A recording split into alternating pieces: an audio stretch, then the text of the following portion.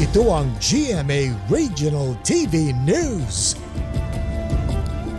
Oras na para sa maiinit na balita ng GMA Regional TV mula sa Luzon. Patay sa pananakal ang isa pong babaeng 17 anyos pa lamang sa Lipa, Batangas. Chris, natukoy na ba sino ang suspect sa krimen? Connie, ang dating live-in partner ng biktima ang umamin sa pulisya na sinakal hanggang mapatay niya ang biktima. Sa investigasyon ng pulisya, nagpaalam ang biktima na dadalo sa isang birthday party sa Barangay Tambo noong January 21 pero hindi na siya nakauwi.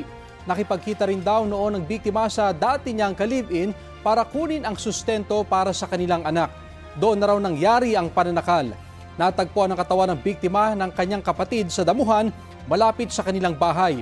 Sumuko sa pulisya ang suspect sa follow-up operation sa Tinambak, Camarines Sur.